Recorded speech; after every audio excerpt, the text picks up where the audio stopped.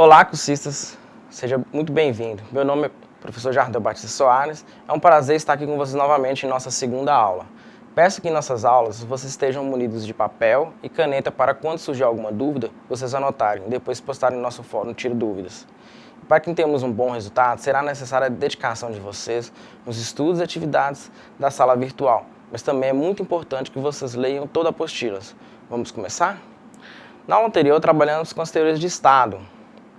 No início da década de 1970, ocorre no mundo e no Brasil uma crise do Estado do bem-estar social. O que seria então o Estado do bem-estar social? Antes de continuar com a nossa disciplina, será interessante a gente voltar ao período, início da década de 70, e entender o que ocorreu referente à crise do Estado do bem-estar social. O Estado do bem-estar social constitui de políticas emergentes e direitos sociais aos cidadãos. Essa cidadania é constituída por direitos civis, direitos políticos e direitos sociais. Conforme Faria, o estado de bem-estar social tem como pressuposto a iniciativa do Estado ao dar aos cidadãos o mínimo de renda, alimentação, moradia, educação como direito político, não como doação. Assim, o estado de bem-estar social, na visão do autor, seria a institucionalização do terceiro item da cidadania, o direito social, com vistas ao grau de igualdade social. Segundo o autor, deve-se ter cuidado ao empregar política social e estado do bem-estar social como sinônimos, pois política social é uma definição genérica.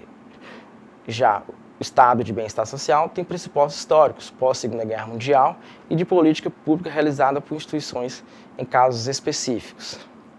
As origens dos programas sociais devem ser procuradas na crescente complexidade da divisão social do trabalho decorrente da industrialização. A expansão do estado de bem-estar social surge com o gasto social do Estado com a lógica da industrialização. Segundo os defensores dessa teoria, com o processo de industrialização surgem diversos problemas sociais, já que a instituição família não pode, de certa forma, atender às necessidades dos grupos mais vulneráveis. Dessa forma, o Estado assume a função de suprir anseios básicos da população. O estado de bem-estar social é entendido como uma ampliação dos direitos aos cidadãos. Suas origens e expansão são fruto do processo de evolução lógica e natural da sociedade. Essa evolução corresponde à adaptação ao processo de industrialização e à intervenção do Estado e consequência da necessidade de políticas sociais. Nessa perspectiva, a expansão do estado de bem-estar social surge com a união dos trabalhadores e seu crescimento no meio político e na sociedade em geral. Faria explica que, de acordo com a teoria da lógica da industrialização, o Estado teria respondido mais ou menos automaticamente às necessidades dos setores marginalizados ou vulnerabilizados pelo processo de industrialização. Os defensores dessa perspectiva dos recursos de poder concebem o Estado como um instrumento permeável às pressões dos sindicatos e dos partidos, os neomarxistas, seguindo um dos máximos do Manifesto Comunista. Entende o Estado, o welfare state, em última instância, como instrumento de pactuação do capitalismo.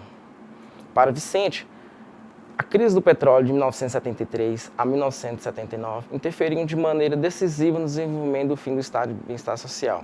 A expansão do estado de bem-estar social foi ameaçada no final da década de 70 e início dos anos 80, devido ao desemprego no setor privado, aumento da carga tributária e elevação da inflação. As consequências desses fatores levaram a sociedade civil e os políticos a reivindicarem o desmantelamento do estado do bem-estar social, por não apresentar estrutura para suportar a crise econômica e estatal.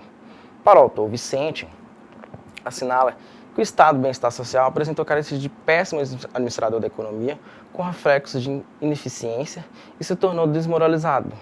Enfim, o entrave para o crescimento econômico.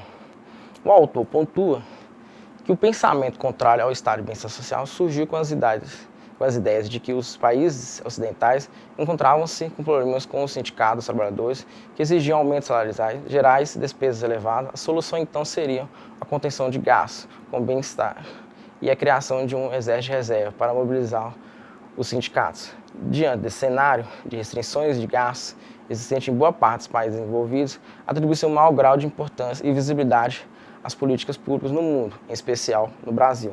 Mas, antes temos que estudar o que se passava no Brasil e ir de encontro com as teorias de políticas públicas, com destaque para os governos de Fernando Henrique e Lula.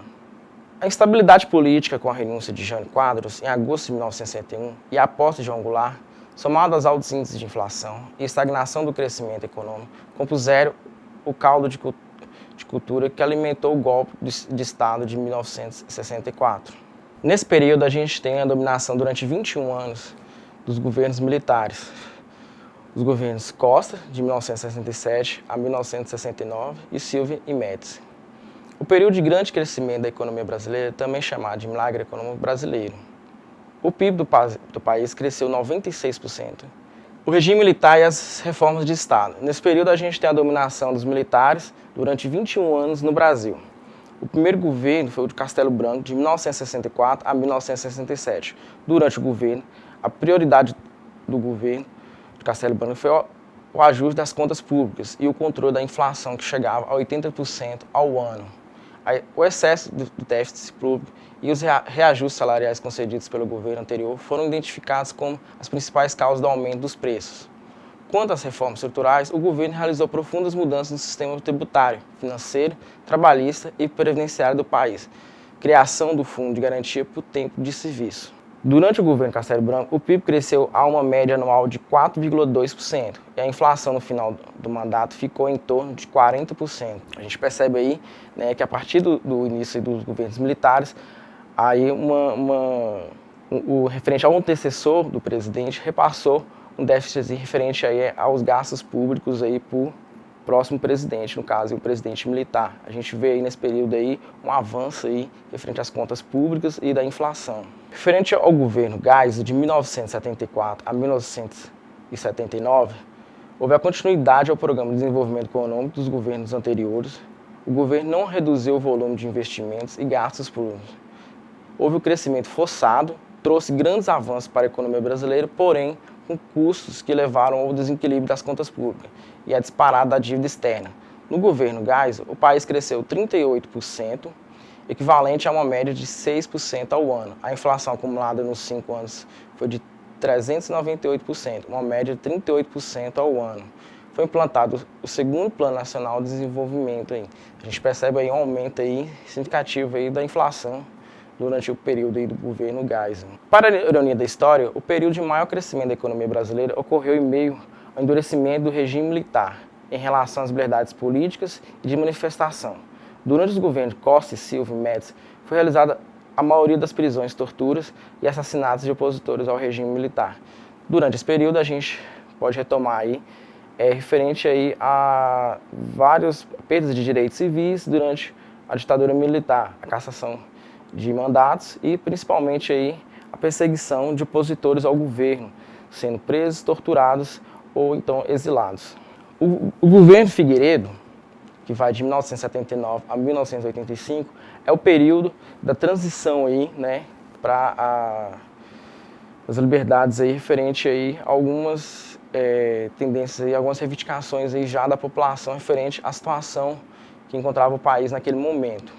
O governo Figueiredo foi marcado, por um lado, pela abertura política e, por outro lado, pela crise econômica.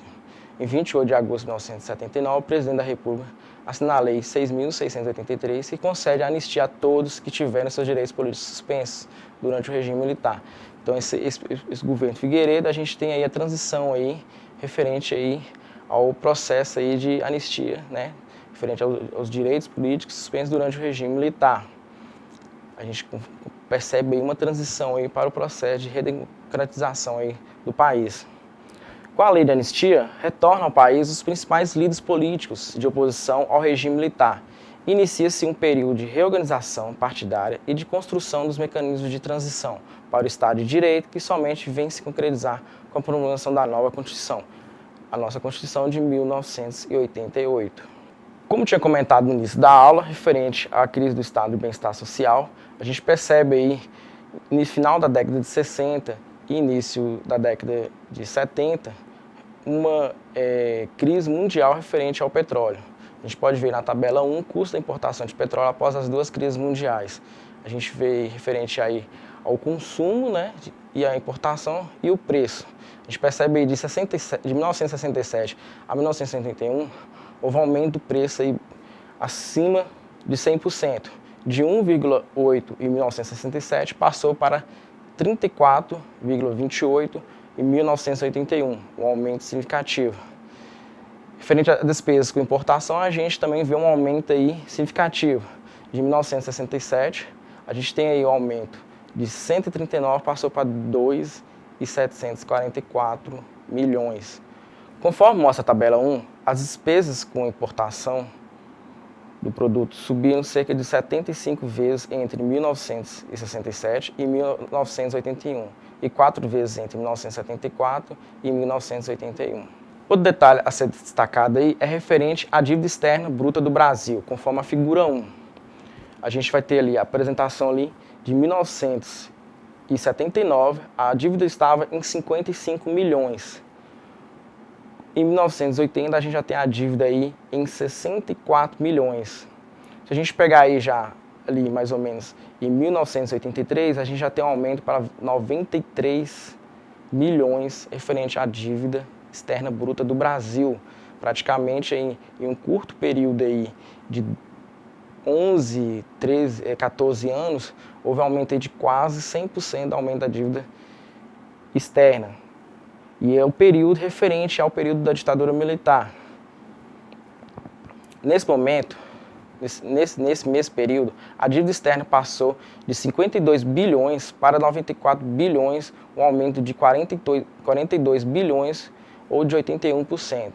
O baixo crescimento do PIB e os elevados índices de inflação aumentaram ainda mais o clima de insatisfação contra o regime militar. No segundo semestre de 1983, começa a ganhar corpo o maior movimento de massa da história do país, o movimento das diretas. Referente a esse período, a gente percebe aí uma insatisfação da população brasileira referente à economia, né, e referente também aos fatos ocorridos, referente às perseguições, sobre o processo aí referente aos direitos civis dos cidadãos. A gente tem os relatos, né, atualmente, de como ocorreu as situações referentes às torturas, prisões, né, e às mortes durante esse período. Algumas pessoas até hoje não foram encontradas, familiares ainda procuram informações, mas a partir do início do século XXI a gente tem aí uma liberação referente à liberação dos arquivos, né, do governo durante esse período aí para tentar localizar algumas mais informações sobre esse período que a gente pensa em não retornar a esse período. Então, a herança do regime militar são as transformações nas estruturas produtivas e financeiras do país, forte investimento em infraestrutura, implantação de um parque industrial diversificado e desenvolvimento de um promissor mercado de capitais. No entanto, o regime militar deixou um legado que levou muito tempo para ser selecionado. Principalmente quando a gente fala desse legado, é a questão da inflação, né, a questão econômica e a questão também referente a perdas de direitos, né, as situações que ocorreram aí, as perseguições às pessoas contrárias ao governo e outras coisas mais referente aí a esse período aí de 21 anos que o Estado brasileiro foi dominado pelos militares. Referente à dívida, a elevada dívida externa, somada ao descontrole inflacionário, compôs um quadro de dificuldades que monopolizou as agendas políticas e econômicas do país. Durante a segunda metade da década de 80 e a primeira metade da década de 90, tal situação só começou a se reverter após o Plano Real, no governo Itamar Franco, que é nosso tema da nossa próxima aula. Enfim, com isso encerramos os assuntos da nossa segunda videoaula. Espero que vocês tenham gostado e que tenham absorvido o conteúdo apresentado. Lembre-se de acessar a sala virtual, participar dos fóruns e postar suas dúvidas. E não se esqueçam dos estudos da apostila. Por enquanto é só, bons estudos e até a próxima.